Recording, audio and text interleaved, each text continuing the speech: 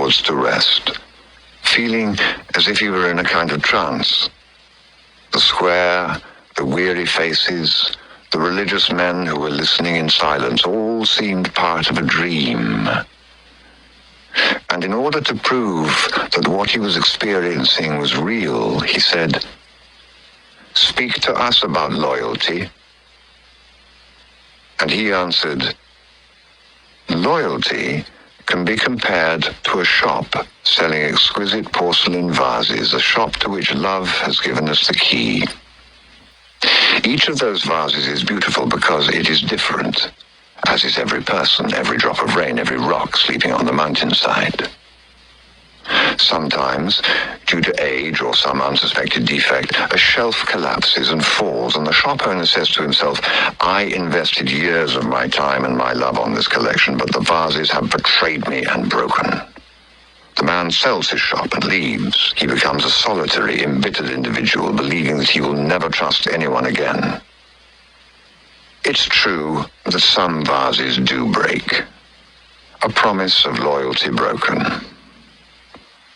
In that case, it's best to sweep up the pieces and throw them away, because what was broken will never be the same again.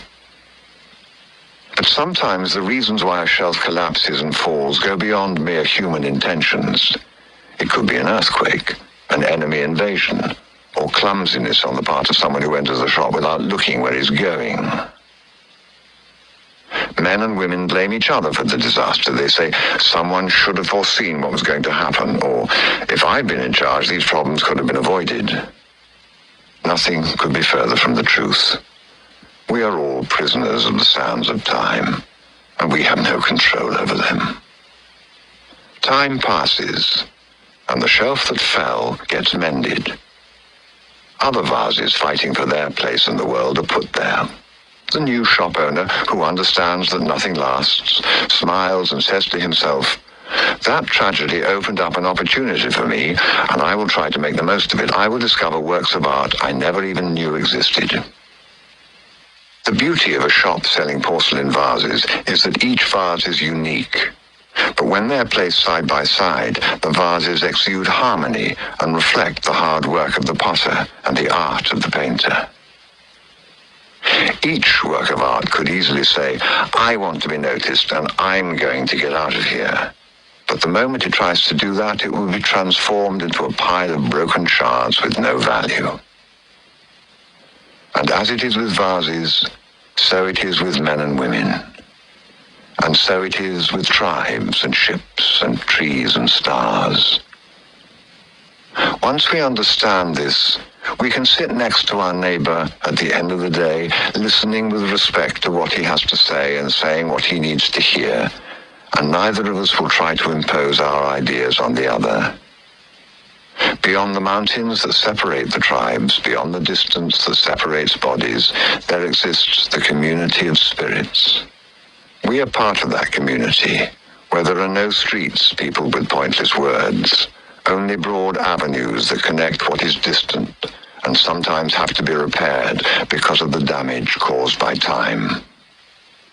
Thus, the returning lover will never be eyed with distrust, because loyalty accompanies his every step.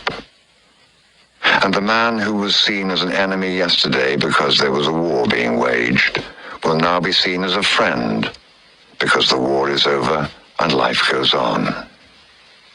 The son who left will eventually return, and he will return rich in the experiences he had along the way. His father will receive him with open arms and say to his servants, "Bring the best robe for him and put a ring on his finger and sandals on his feet, because my son was dead and is alive again. He was lost and is found." And a man whose brow was marked by time and whose body was marked by scars that told of the battles in which he had fought said, "Speak to us of the weapons we must use when all is lost." And he answered, "Where there is loyalty, weapons are of no use. All weapons are instruments of evil because they are not the instruments of the wise man. Loyalty has its roots in respect, and respect is the fruit of love. Love drives out the demons of the imagination, which distrust everything and everyone, and instead returns purity to our gaze. When a wise man wants to make someone weak, he first makes that person believe that he is strong. The other man will then fall into the trap of challenging someone even stronger and be destroyed.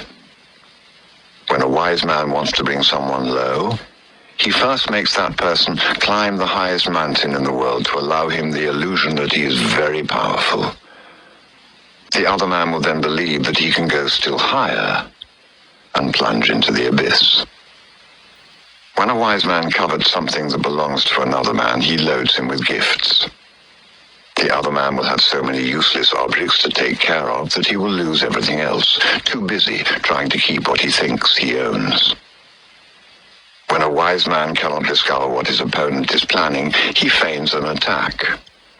We are always prepared to defend ourselves because we all live with the fear and paranoia that other people don't like us.